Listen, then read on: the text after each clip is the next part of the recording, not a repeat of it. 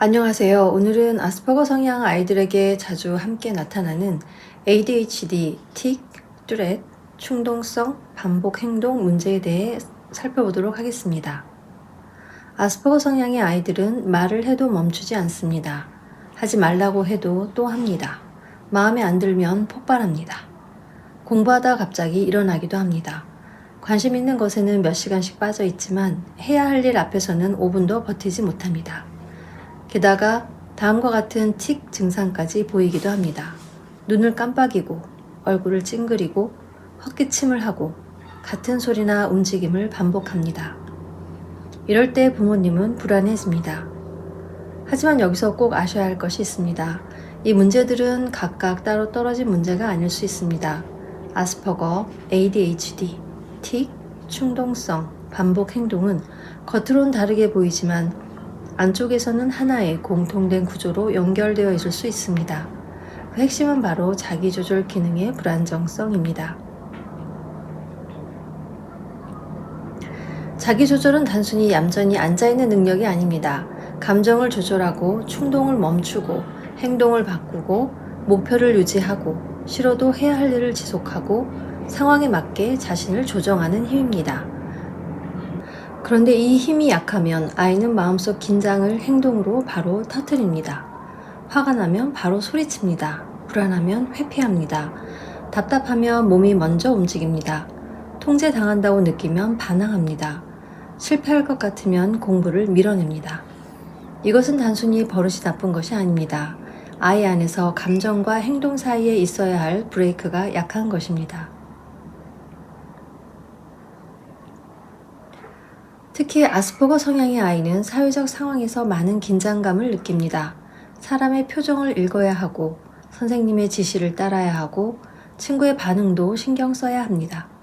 틀렸을 때의 창피함도 견뎌야 합니다.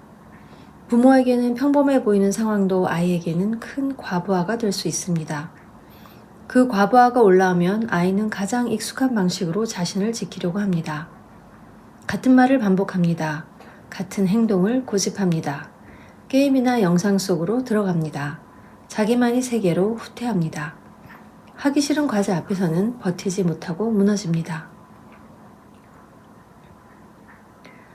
틱도 이 맥락에서 이해할 필요가 있습니다. 틱은 단순한 습관처럼 보이지만 많은 경우 긴장과 불안을 몸이 처리하는 방식으로 나타납니다.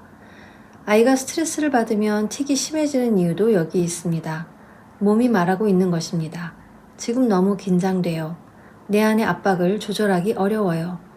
멈추고 싶어도 잘 안 돼요. 그래서 부모가 그만해라고 강하게 말할수록 아이는 더 긴장하고 틱은 더 심해지고 충동성은 더 커질 수 있습니다. 물론 규칙은 필요합니다. 하지만 단순 통제만으로는 해결되지 않습니다.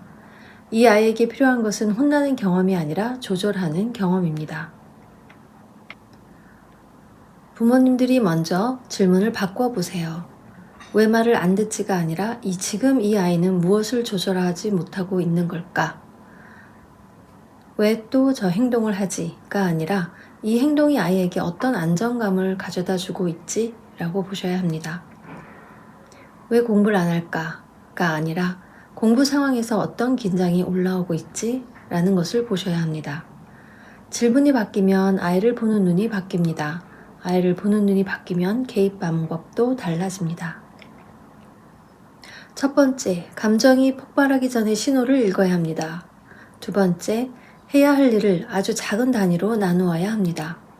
세 번째, 멈추는 훈련보다 먼저 전환하는 훈련이 필요합니다.